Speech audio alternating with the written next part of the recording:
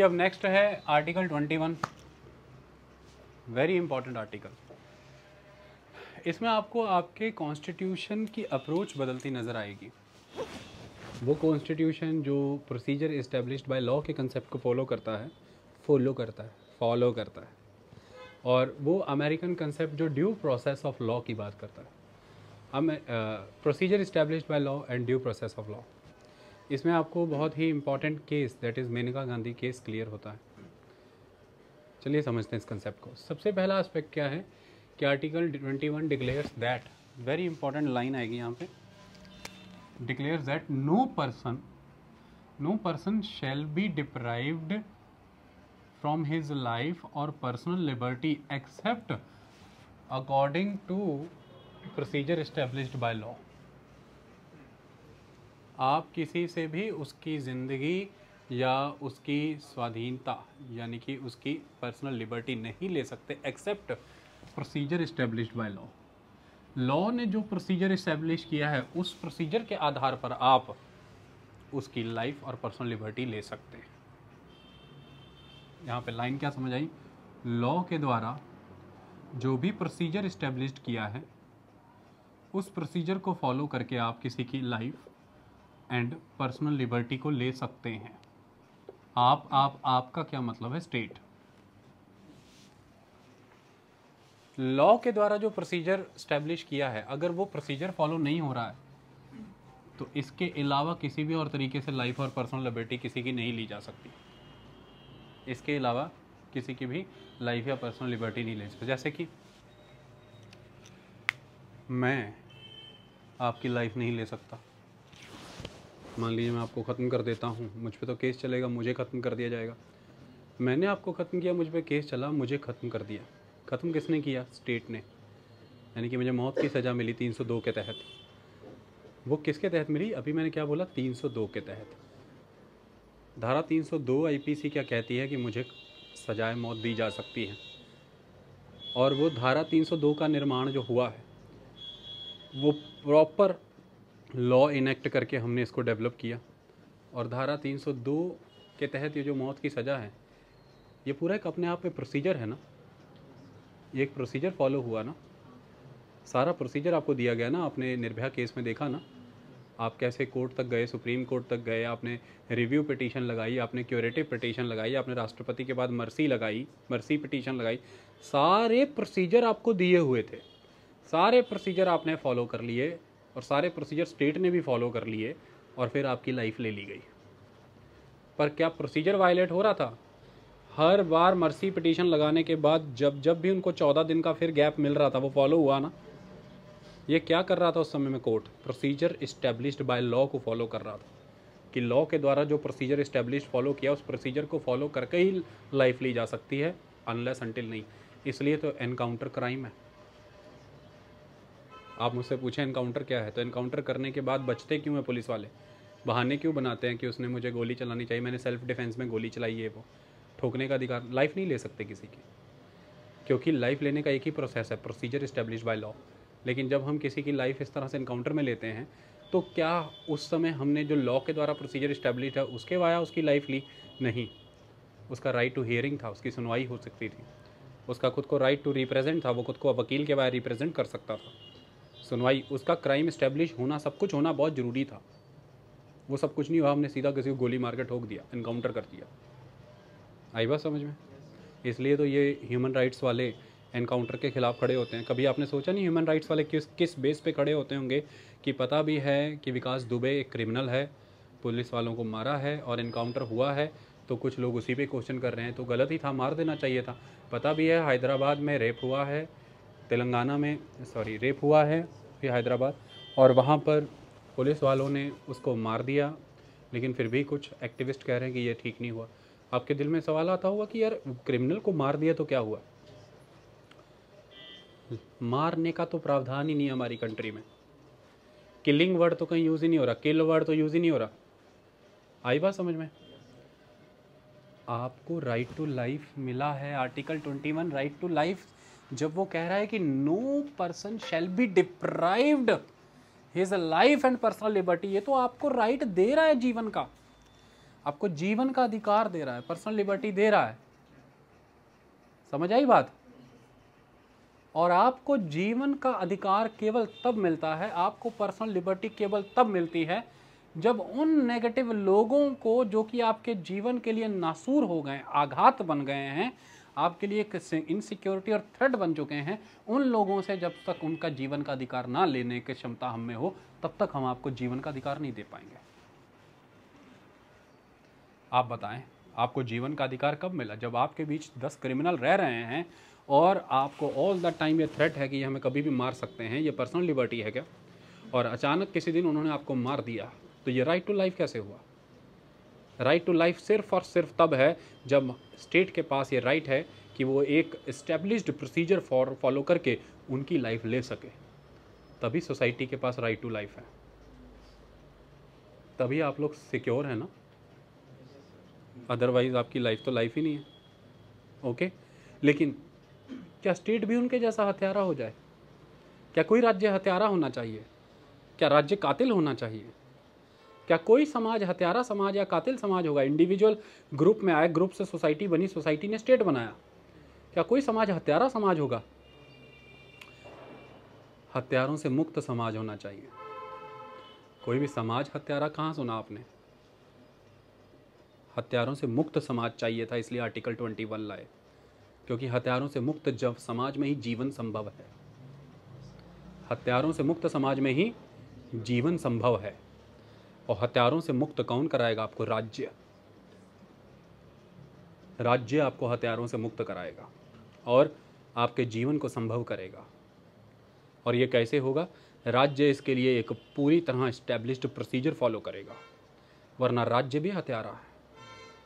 क्योंकि ये कैसे पता चलेगा फिर कि राज्य आपको, यानी कि समाज को, हत्यारों से ही मुक्त करा रहा है? हो सकता है राज्य आपकी भी हत्या कर दे और राज्य हत्यारा हो जाए। ऐसा होता नहीं था? स्टेट किलिंग्स सुनी नहीं कभी? State persecution, state killings always होती सुनी होगी आपने।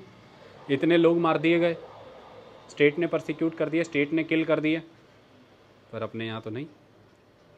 जिन पुलिस वालों ने उन किसानों के प्रोटेस्ट मध्य प्रदेश गोली चलाई, डिसमिस किए गए, केस चल रहा है, जवाब देते नहीं थक रहे वो। जिसने किसी ने इवन क्रिमिनल को गोली मार दिया, पुलिस वाला जवाब देते नहीं थक रहा है कि ये कैसे। कोर्ट पूछ रहा है, प्रोसीजर फॉलो किया तूने जो इस्टेब्लिश हुआ था?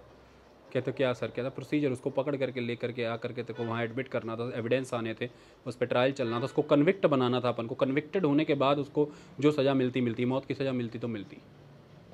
तूने कैसे सज़ा सुना दी? तूने कैसे माली गोली मार दी?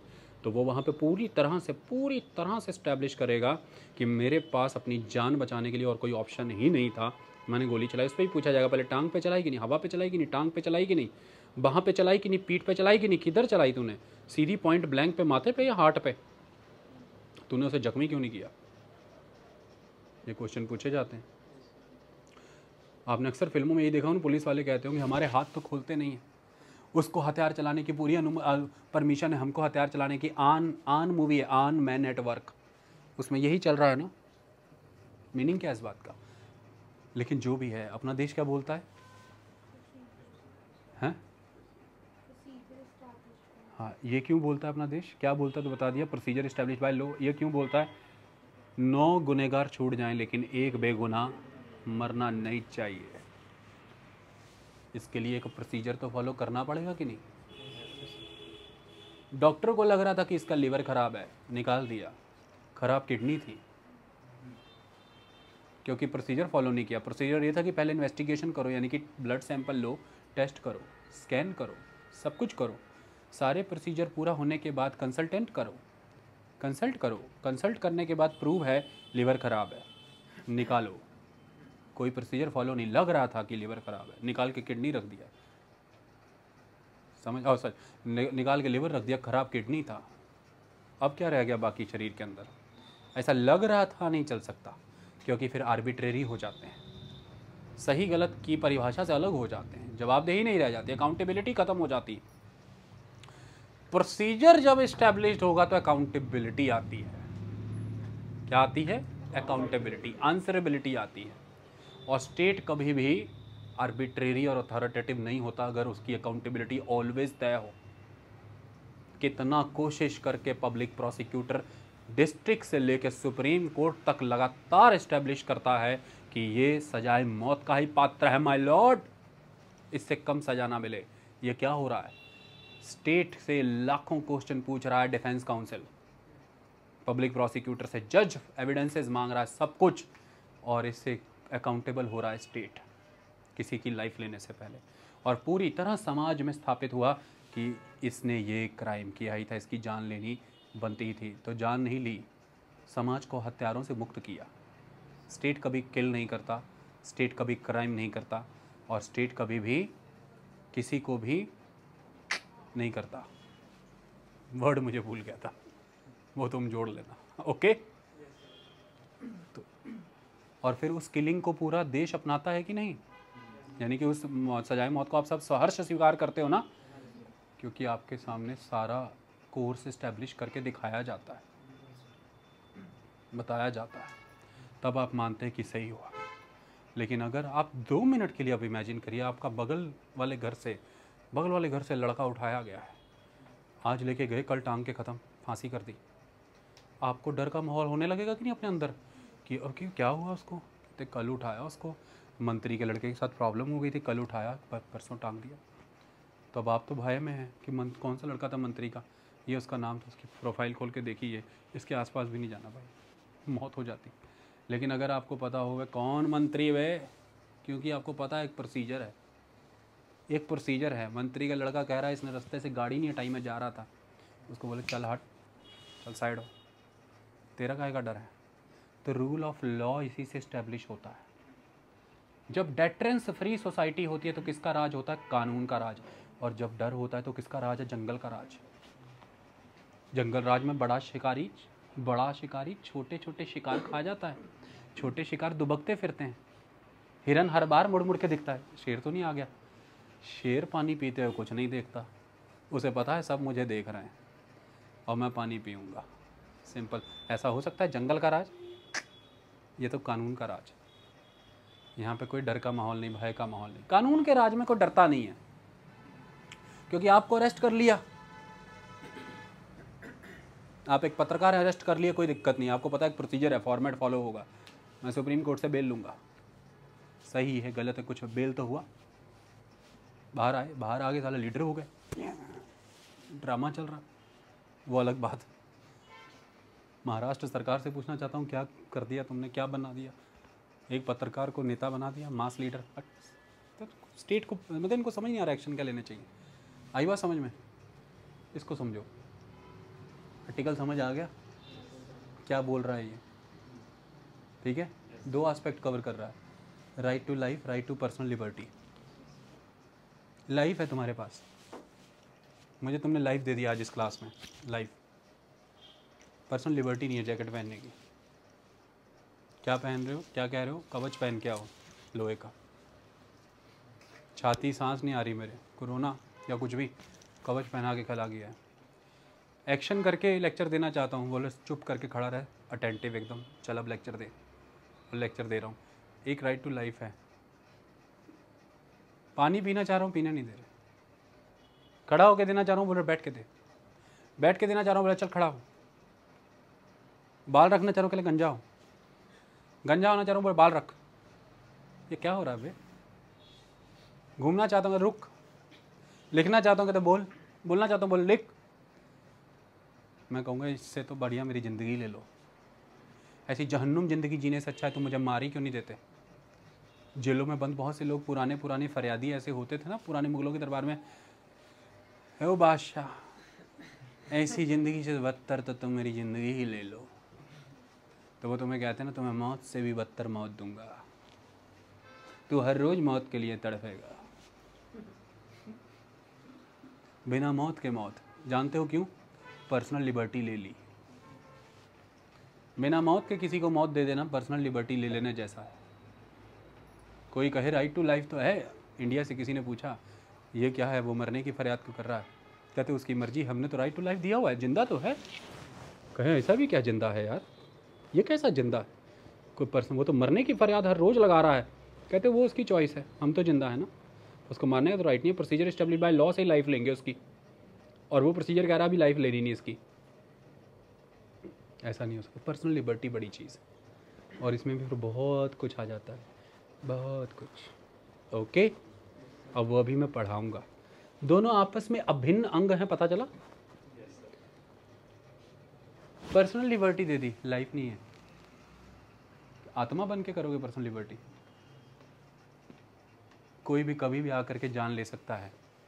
करके दिखाओ पर्सनल लिबर्टी, घूम के दिखाओ स्वैग में। एक ज़माना होता था, यूरोपीय समाज की बात बता रहा हूँ, उस कलर का ड्रेस भी पहन लेते थे तो ईंटों में चुनवा दिए जाते थे। इतने स्ट्रॉन्ग रिलीजियस इंस्टीट्यूशंस थे उस समय, नहीं पहन सकते थे। और उस ज़माने की बात क्या कर रहे हो यार? चलो आ जाओ, आज की भी बात कर लेते हैं। आ जाओ, थोड़ी सी मिडल ईस्टर्न कंट्रीज़ और थोड़ी सी साउथ वेस्टर्न कंट्रीज़, औरतों के पास क्या क्या अधिकार हैं, क्या क्या नहीं है। ऑल द टाइम हम थ्रेट में हैं, ऑल द टाइम हम टेंशन में।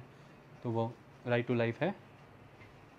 जीवन का कोई अधिकार है? वो जीवन किसी भी प्रक्रिया के माध्यम से कभी भी बिना प्रक्रिया के भी ले लिया जा सकता है। ये कैसी राइट टू लाइफ है? राइट टू लाइफ का मतलब ज़िंदगी में कभी भी ये नहीं है कि हमें जीना है। राइट टू लाइफ का मतलब ये है कि हमें अकारण और बिना प्रक्रिया के कभी कोई मार नहीं सकता। ये राइट टू लाइफ है। समझ आई? जी तो आप रहे ही हो, भय मृत्यु का होता है। आई बात समझ में? और आपको अकारण और बिना प्रक्रिया पालन किए कभी भी, प्रक्रिया कौन सी ना उस पे तो आना था, वो अमेरिकन कंसेप्ट, वो अमेरिकन कंसेप्ट। यहाँ पे प्रक्रिया वर्ड यूज़ कर रहा हूँ। प्रक्रिया कौन सी, इससे मेरा नया प्रश्न उत्पन्न होगा, क्योंकि अभी तक आपके दिमाग को एक सवाल ने हिलाया नहीं था कि सर प्रोसीजर तो कुछ भी इस्टेब्लिश हो जाएगा लॉ के द्वारा। लॉ पार्लियामेंट में बनते हैं, पार्लियामेंट में इन्होंने लॉ अमेंड करके प्रोसीजर तो कुछ भी इस्टेब्लिश कर दिया। अब उस प्रोसीजर से ली गई जान भी बिल्कुल जेन्युइन है। बताओ ये क्वेश्चन वैलिड बनता कि नहीं? बनता ना। तो लॉ बनाते समय किस प्रोसेस की पालना हुई है ये भी ध्यान में रखना चाहिए कि नहीं? लॉ बनाते समय लॉ के इंग्रेडिएंट्स की फॉर्म में जस्ट, फेयर और ह्यूमन एस्पेक्ट को ध्यान रखा गया कि नहीं रखा गया? ये भी देखना ज़रूरी है कि नहीं ज़रूरी है? कि जानवरों ने मिलकर लॉ बनाया था? सोचो कभी ऐसा हो जाए, सोचो कभी ऐसा हो जाए 400 गुंडे जेल से छूटे हुए हैं, 400 के 400 चुनाव लड़े हैं, 400 ही जीत गए, और अब जा कर के लॉ बना रहे हैं और उसमें प्रोसीजर बनाया है और उसके वाया आपकी लाइफ ली जा सकती है और कोर्ट भी कुछ नहीं कह पा रहा क्योंकि आर्टिकल 21 दिखा रहे हैं उसको वो गुंडे। अब तो नेता हैं वो गुंडे। कोर्ट किधर से आ रहा बेटे?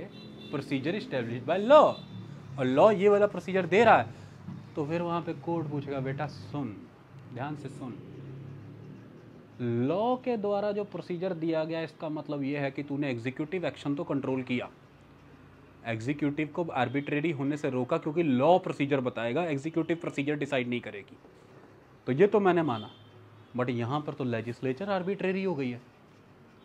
लेजिस्लेचर को आर्बिट्रेरी होने से तो नहीं रोक रहा ना तू, क्योंकि लॉ ही अगर कांड है तो उस कांड के द्वारा दिया गया प्रोसीजर भी फिर कांड ही है।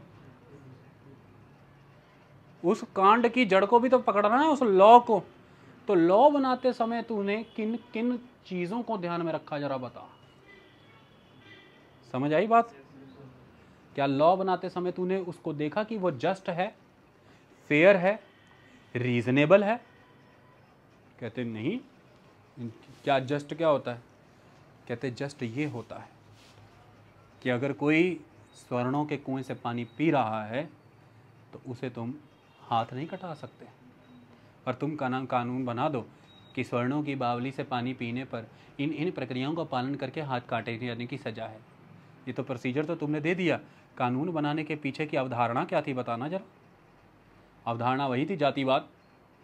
जातिवाद अलाउड नहीं है हमारी कंट्री में।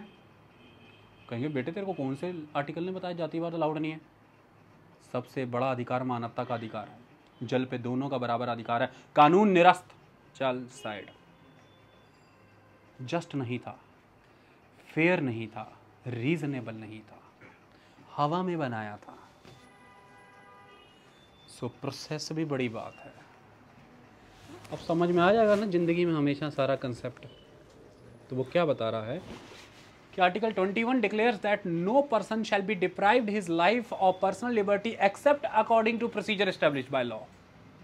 ओके, तो इसमें हमें क्या पता लगा वो अभी हम बताएंगे। गोपालन केस में ये वो AK गोपालन केस 1950, बहुत नैरो इंटरप्रिटेशन सुप्रीम कोर्ट का, जिसे फिर मेनका गांधी केस में बदला सुप्रीम कोर्ट ने 1978 में। क्या कह रहा है supreme court? The protection under article 21 is available only against the arbitrary executive action and not from arbitrary legislative action. उनके डिसीजन से ये क्लियर हुआ कि आर्बिट्रेरी एग्जीक्यूटिव एक्शन के अगेंस्ट तो प्रोटेक्शन है, क्योंकि प्रोसीजर के बेसिस पे ही लाइफ एंड पर्सनल लिबर्टी कोई ले पाएगा, यानी कि एग्जीक्यूटिव। लेकिन ये लॉ बनाने वाले कौन है? लेजिस्लेटर्स। ये तो आर्बिट्रेरी हो सकता है ना। ये एक गोपालन केस में आया, लेकिन बाद में सिस्टम बदला। मेनका गांधी केस आया 1978। मेनका गांधी पासपोर्ट जब्त कर लिया उस समय सरकार ने, पिच उसको बाहर जाना तो पासपोर्ट जब्त कर लिया उसका। तब मेनका गांधी ने प्ली लगाई कि is this my personal liberty, is this my personal liberty, without any reasoning, without any statement, without any prior intimation, they have confiscated my passport and now I am helpless to go anywhere. मैं कहीं जा नहीं पा रही, कुछ नहीं, मुझे bound कर लिया इन्होंने कंट्री के अंदर। एम आई बाउंडेड? तब कोर्ट ने देखा कि कैसे बाउंड किया यार पासपोर्ट, तो उसमें देखा कि कंप्लीट प्रोसीजर फॉलो हुआ है, कंप्लीट प्रोसीजर फॉलो हुआ है, पासपोर्ट कन्फिस्केट करने का प्रोसीजर ओके डन है। तब कोर्ट ने कहा यार बेटे प्रोसीजर से बात नहीं चल रही यार, दिल नहीं मान रहा है इस घटनाक्रम को देख के, ये बात नहीं जची। प्रोसीजर का जनक कौन है? कोर्ट ने पूछा जन्म कहाँ से हुआ प्रोसीजर? कहते लॉ को सेट करो यार, लॉ का प्रोसेस रीजनेबल बनाओ, जस्ट बनाओ, फेयर बनाओ, तब बात बनेगी। प्रोसीजर भी तब जेन्युइन डेवलप होगा। जब तक लॉ जस्ट फेयर रीजनेबल नहीं होगा तब तक प्रोसीजर भी जन्म नहीं लेगा। लेकिन ध्यान से, हम स्ट्रिक्टली आज की डेट में भी concept procedure established by law ही कर रहे हैं और हमेशा करेंगे, क्योंकि हमारी कंट्री में यही चलना है। लेकिन अब वो प्रोसीजर जिन लॉ के द्वारा अप्लाई बन रहा है, वो लॉज जस्ट रीजनेबल और फेयर है। इतना कंटेंट हमने अमेरिकन डाल दिया। तो इंडियन कंसेप्ट है procedure established by law, American concept है due process of law. Law बनने की प्रक्रिया भी ड्यू होनी चाहिए। क्या ड्यू प्रोसेस फॉलो किया था लॉ बनाने समय? जिस लॉ ने आगे प्रोसीजर इस्टेब्लिश किया, कहते नहीं कैसे ड्यू प्रोसेस तो नहीं पता। ड्यू क्या होता है? कहते ड्यू कहते कि लॉ जस्ट है, फेयर है, रीजनेबल है। कहते सो तो नहीं है। और कैसे पता करते हो आप जस्ट, फेयर, रीजनेबल? कहते आर्टिकल्स हैं कॉन्स्टिट्यूशन में, प्रीएम्बल है, उसकी पूरा कंसेप्ट है, उसको पढ़ के देख के समझते हैं अपन। और कैसे पता करते हैं? कहते फिर उसके मुताबिले तो फिर नहीं बन रही है बात। तो कहते फिर ठीक है, स्क्रैप। लॉ ही ड्यू नहीं है तो उसका प्रोसीजर भी जाली है। लॉ को जरा ड्यू कर लो, प्रोसीजर भी करेक्ट हो जाएगा। क्योंकि लॉ ड्यू अगर प्रोसेस से आएगा तो फिर प्रोसीजर ड्यू कैसे नहीं होगा? तो किसी की भी लाइफ लेंगे प्रोसीजर एस्टेब्लिश्ड बाय लॉ ही, लेकिन अब से वो प्रोसीजर भी ड्यू ही होगा, क्योंकि उसको जन्म देने वाला लॉ भी ड्यू होगा। समझ आई बात? लेकिन प्रोसीजर एस्टेब्लिश्ड बाय लॉ से ही राइट टू लाइफ लिया जा सकता है, ड्यू प्रोसेस ऑफ लॉ से नहीं। मैं बार बार बोल रहा हूँ, ये आर्टिकल यहाँ अमेंड करके चेंज नहीं किया है, ये आज भी यही लाइन है कि declares that no person shall be deprived his life और personal liberty except according to procedure established by law. It is still there in the constitution. यहाँ पे ऐसा नहीं लिखा है ड्यू प्रोसेस ऑफ लॉ। लेकिन अब समझो, प्रोसीजर को ही अपन को ड्यू करना है ना, तो प्रोसेस लॉ बनने का ड्यू कर देंगे तो प्रोसीजर फिर ड्यू हो जाएगा। समझी बात? ये महत्वपूर्ण बात है। तो सुप्रीम कोर्ट अब एक्सप्लिसिट जो चीज है, जो जमीन पे है, एक्सप्लिसिट तो प्रोसीजर एस्टेब्लिश बाय लॉ है, उसमें अपनी इम्प्लिसिट गुण डाल रहा है। इम्प्लिसिट क्या है? Due process of law. तो वो इम्प्लिसिट, ये क्या है? एक्सप्लिसिट। समझ आई ये चीज? मतलब यही है कि त्वचा और बाल रूखे सूखे थे, मतलब एक्सप्लिसिट, मतलब procedure establish by law. Supreme court ने काजू किशमिश बादाम खिलाने शुरू कर दिए, अंदर से अच्छे हो रहे हैं, लॉ ड्यू प्रोसेस हो रहा है, त्वचा और बाल भी अच्छे हो गए। लेकिन देखेगा हमेशा त्वचा और बाल ही, प्रोसीजर एस्टेब्लिश्ड बाय लॉ ही, अंदर ड्यू प्रोसेस ऑफ लॉ नाम के बादाम चल रहे हैं। समझ आई? मामला सेट हो गया। सुप्रीम कोर्ट कहता है हमें टेंशन ही कोई बात की नहीं है, ऐसे ही चलेंगे। लेकिन अब आपने पढ़ा था आर्टिकल 13 कोर्ट को जुडिशियल रिव्यू की ताकत देता है, आर्टिकल 21 नहीं देता। अभी तो कोर्ट ने खुद जन्म कर लिया इस ताकत का। अब जब आप कोई प्रोसीजर इस्टेब्लिश्ड बाय लॉ को जब क्वेश्चन करेंगे तो you will question the due process of law, you will question the due process of law. तो जैसे ही आर्टिकल 21 में ड्यू प्रोसेस ऑफ लॉ का एक्सप्रेशन एंटर हुआ, आर्टिकल 13 ब्रॉड हो गया, आर्टिकल 13 ब्रॉड हो गया और उसमें छुपा जुडिशियल रिव्यू जुडिशियल एक्टिविज्म तक चला गया। घुस घुस के लेजिस्लेचर को बता रहे हैं ये कानून ऐसे बना दो, ये थोड़ा गलत बना दो, तो लेजिस्लेचर कह रहा है प्लीज़ स्टे अवे, है ना, आपको अलग बनाया, हमें अलग बनाया, हमें अपना काम करने दो, पार्लियामेंट्री डेमोक्रेसी है। अब आप पूछेंगे कि सर इतने कमज़ोर थे हमारे कॉन्स्टिट्यूशन मेकर, उन्होंने ड्यू प्रोसेस ऑफ लॉ का कंसेप्ट क्यों नहीं लिया अमेरिका से, उन्होंने प्रोसीजर इस्टेब्लिश बाय लॉ का कंसेप्ट क्यों लिया। अब अगर मैं ये टीचर ना होकर के इतना सा मुझे पता होता और मैं इंस्टाग्राम पे इसका एक कोट बनाता 3 पेजेस का और आपको डाल देता, आप उस दिन से संविधान को गालियाँ देने लग जाते, यार अपना तो कॉन्स्टिट्यूशन ही घटिया यार, ड्यू प्रोसेस ऑफ लॉ तो फॉलो नहीं कर रहा अमेरिका वाला, यार सब बर्बाद हो रहा है, हम तो प्रोसीजर इस्टेब्लिश बाय फॉलो कर रहे हैं। और वो इस तरह से किसी को भी मौत की सज़ा का एक प्रोसीजर बता देता है और जान ले ली जाती है, लेकिन वहाँ पे सब जस्ट फेयर एंड रीजनेबल होता है। और लो चलो शुरू नेटिजन्स एक्टिवेटेड, चलो गालियाँ, ऐसे नहीं होता बेटा। अब समझो कि ऐसा क्यों किया, उसको समझना जरूरी है। अभी सेंट्रल विस्टा का केस चल रहा है, पार्लियामेंट हाउस नया बनेगा ना, सेंट्रल विस्टा केस पे किसी ने, अब चैन तो पड़ता नहीं कलेजों को, किसी ने उठ के लगा दी PIL, कहते इस ये जो पार्लियामेंट है कंट्री का टेम्पल ऑफ डेमोक्रेसी जो है ये नया बनेगा, इसमें पूरी देश की राय मशवरा, इट मस्ट बी पार्टिसिपेटरी। लेकिन गवर्नमेंट ने तो अपने लेवल पे कॉल ले लिया, ये कैसे, कोर्ट ने ले ली प्ली, देखे तुषार मेहता प्रेजेंट हुए सॉलिसिटर जनरल, तो उन्होंने कोर्ट को याद कराया, कहते कि ध्यान से चलिए, आप इतने ब्रॉड सेंस में all the time due process of law का इम्प्रेशन लेके नहीं चल सकते। अमेरिकन कॉन्स्टिट्यूशन में क्लियरली गिवन है कि हमें प्रोसीजर इस्टेब्लिश्ड बाय लॉ चलना है, और प्रोसीजर लॉ के द्वारा इस्टेब्लिश कर दिया गया है। सेंट्रल विस्टा प्रोजेक्ट चल रहा है, यहाँ पर ये प्रोजेक्ट के लिए पार्टिसिपेशन अलग से कराया जाए, it's not required because representatives are being elected by the people directly, और वो रिप्रेजेंटेटिव यहाँ पर प्रोसीजर बना रहे हैं। तो उन्होंने फिर कोर्ट को कहा कि आप जरा ध्यान से देखें, हर सोसाइटी के social, economic, political, cultural dimensions के भीतर उनके संविधान और स्टेट का जन्म होता है। तो उस हिसाब से American society was completely different from the Indian society.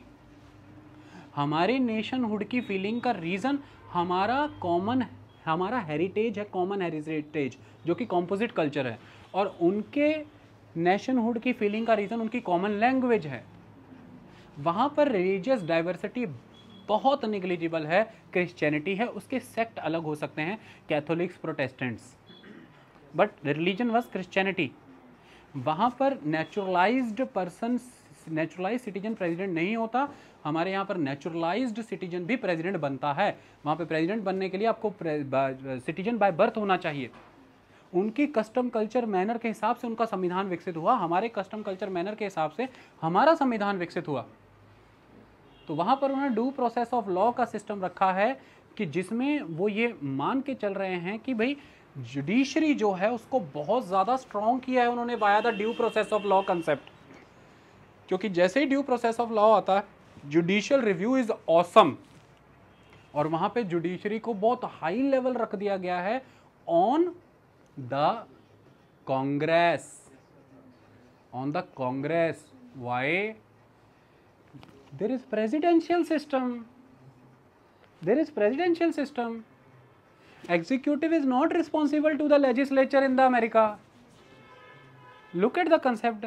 When executive is not responsible to the legislature, then executive can any time become arbitrary, can any time become arbitrary. For that we need to install the judiciary at that level with the judicial review concept to stop the arbitrary executive actions. This is the first aspect. And second one is the president election.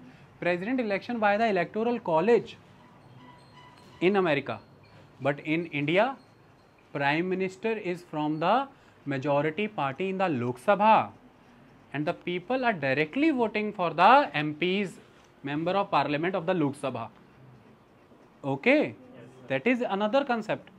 Second, we have parliamentarian democracy, so our executive is completely responsible to the legislature, that is to the parliament. Why parliament? It is responsible to the people, because we are executing the representative democracy.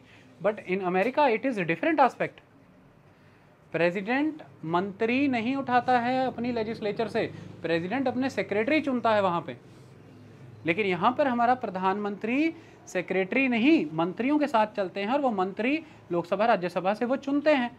अगर कोई लोकसभा राज्यसभा का सदस्य नहीं है 6 महीने तक भी, तो फिर 6 महीने के भीतर भीतर उसे किसी एक सदस्य को बनना है, या राज्यसभा या लोकसभा का, तो उसे चुनाव फेस करने ही करने हैं। वहाँ की कैबिनेट का minister without facing any election can become the secretary, like the home secretary, foreign secretary, anything. We have home minister, foreign minister, and they have to face election अगर उन्हें 6 महीने से अधिक रहना है तो, unless until they cannot continue. So we have a whole lot different concept. So that's why when we have ultimate check on the executive by the way of legislature, look, we have one high level check on the executive by the way of legislature. So we cannot make the Supreme Court or the High Court of that capacity कि वो इतने check के बाद थोड़ा बहुत executive काम करने लगी और उसको भी वहाँ से चेक कर रहे हैं. So the whole concept of representative democracy ultimately will collapse. What is the logic? If the 3 or 4 or the 5 judges bench will rule the country, then what is the purpose of the election? What is the purpose of the representative democracy? Tell me. We have 5-year election scheme, na? All the legislators need to face the people, na? After 5 years, so people will command its mandate. They will declare its mandate. Look at the Bihar elections. It was a mandate. So when it was the mandate given by the people to the representatives to enact laws on its behalf, look what you are doing, what you are going to do in the polling booth. You are going to present your mandate. You are giving mandate to the representative, and that representative on your behalf, by the strength of your mandate, will ultimately perform into the legislature, and they will become the ministers, or they will form the executive, the government. So you have the ultimate authority, the popular sovereignty. First aspect. So we cannot make the judiciary that much important or prominent. Judiciary is important, but that much powerful. Otherwise our representative democracy will collapse. And why do we need representative democracy, parliamentarism? We have ultimate system of pluralist society. Look at the diversity at every nook and corner. Then why do we need a judiciary? Why do we need Article 13? We have fundamental rights also. We have individuals also, and due to the pluralist society, there are many chances that only one majority will be represented into the, one community will be represented into the parliament. Okay, and to restrain that simple majority of one community, to restrain them to you can say to abrogate or to end or to suppress the rights of the people, we have a custodian like the judiciary. So our Supreme Court is a guarantor and the guardian. Guarantor and the guardian. Ultimate giver, provider is the legislature. Supreme Court is the guardian and the guarantor. But the constituent power is vested with the legislature, parliament. Constituent power is vested with the parliament. Parliament can transform, parliament can modify, and parliament can enact a new constitution in itself. It is the vested with the constituent power, not the Supreme Court. Okay, Supreme Court is a guardian and guarantor. And what is the duty of the guardian and guarantor? What is the duty? The duty of the guardian and guarantor is to make the constitution intact with the soul, with the vision, and with the aspirations of the founding father and the nation. So fundamental right को protect करना है अपन को. For that we have judiciary in that capacity. उसके लिए judicial review का system कि legislature कहीं ब्रेच न कर जाए फंडामेंटल राइट्स को. But judiciary can not command to the legislature. Judiciary can not lead the legislature. ये तो डिस्टॉर्ट कर देगा. तो अपन ने फिर क्या किया? Procedure established by law. जनता ने, इंडिविजुअल ने ग्रुप बनाया, ग्रुप ने सोसाइटी बनाया, सोसाइटी ने एक स्टेट बनाया. सोसाइटी डिसाइड करेगी ना कि वो कैसे चलना चाहती है.